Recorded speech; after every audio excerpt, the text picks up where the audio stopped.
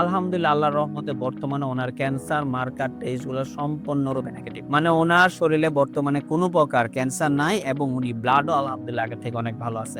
এমত অবস্থায় আপনার রোগী কি শারীরিক, মানসিক সব দিক থেকে আলহামদুলিল্লাহ ভালো আছে? আলহামদুলিল্লাহ সব দিকেই ঠিক। সব দিকে ভালো। ওনার খাওয়া-দাওয়া, খাওয়া-দাওয়া ঘুম, প্রস্রাব, পায়খানা সব আলহামদুলিল্লাহ ওকে।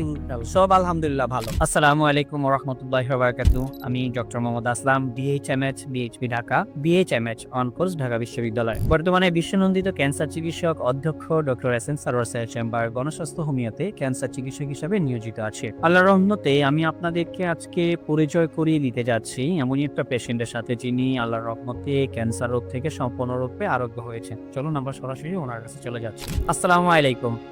ভাইজান কেমন আছেন আপনি? আলহামদুলিল্লাহ। ভাইজান নাম কি আপনার? আমার নাম মোহাম্মদ পন্নু মিয়া। মোহাম্মদ পন্নু মিয়া। আপনার গ্রাম কোথায় ভাই? গ্রাম হইলো দড়িকুশলী, আর ইউনিয়ন? বল্লা, বল্লা ইউনিয়ন। থানা কোনটা? কালিহাত, আর জেলা? টাঙ্গাইল। টাঙ্গাইল জেলা। আচ্ছা। আপনার বাবার নাম কি? মুজিবুর রহমান। মায়ের নাম? খুদেজা বেগম। খুদেজা বেগম। আপনার বোনের নাম কি? জায়দা। জায়েদা। জায়েদা আপনার কি বিয়ে হয়ে গেছে?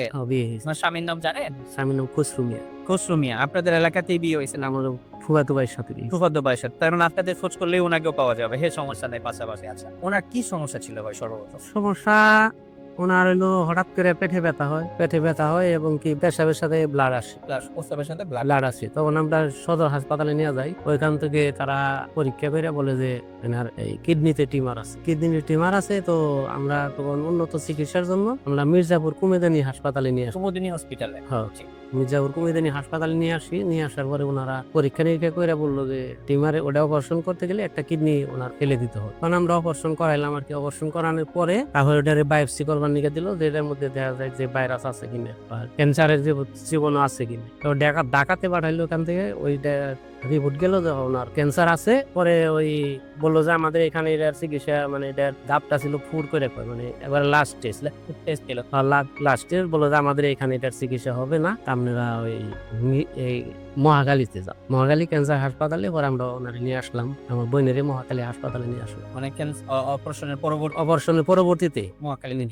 পরে ওখান থেকে ওনারা মেডিসিন লিখলো। তা আমি বললাম যে মেডিসিন লিখতেছেন মাইসের না থেরাপি দেয়, এরকম শুনি যে ক্যান্সারের রোগীকে থেরাপি দেয়। তা আমাদের থেরাপি দিবেন না? বললো যে না, থেরাপি চলবো না, এটা যে ব্যয়বহুল থেরাপি এটা আপনারা দিতে পারবেন না। কিরকম ভাই বল যে একটা থেরাপিতে 2 লক্ষ 2.5 লক্ষ টাকা খরচ করবো, কমপক্ষে 20টা দিতে হইব। তখন আমরা তো বললাম যে না, এই ব্যয়বহুল চিকিৎসা তো আমরা দিতে পারবো। তারপরে থেকে মেডিসিন লেখা দেয়, মেডিসিন আমরা স্টার্ট করি।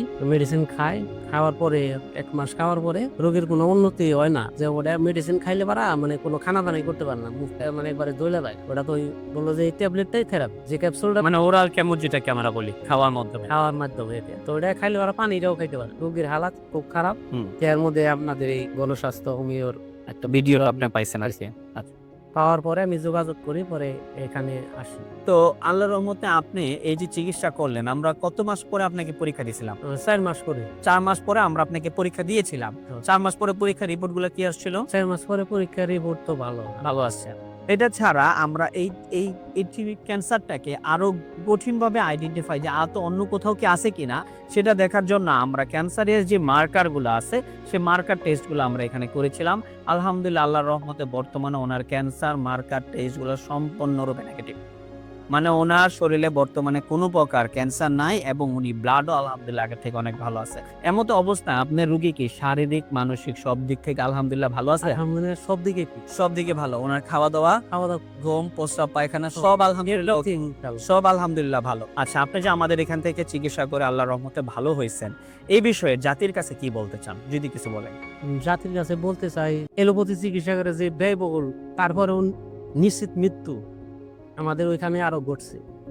যার কারণে আমার বোন, আমি মৃত্যু যাই নাই, যে বোন বাদী মারাই যাব, একটা ট্রিটমেন্ট আমি দিয়ে দেখি। মানে লাস্ট কি হয় কি আল্লাহ কি করে? এত হায়াত না থাকলে তো পৃথিবীর কেউ বাঁচাইতে পারবো না। কেউ বাঁচাইতে পারবো না পারবো না। যার কারণে আমি এখানে আসি, গণস্বাস্থ্য হোমিওতে আসি। ওষুধ খাওয়ার পরে আল্লাহর রহমতে বর্তমানে খুবই ভালো রেজাল্ট, খুবই ভালো। আমরা সারা বাংলাদেশের মানুষকে বলবো, যাদের এই সমস্যা আছে তারা এই গণস্বাস্থ্য হোমিওতে যোগাযোগ করবেন এবং এখান থেকে মেডিসিন নেন। যেভাবে তারা বলে, এখানে যেভাবে তারা লেখা দেয়, ওইভাবে নিয়মিত যদি আপনি খাইতে পারেন, ইনশাল্লাহ, যেহেতু আমার বোনের চিকিৎসা হয়েছে, ভালো হয়েছে, আপনাদেরও আল্লাহ ভালো করুন।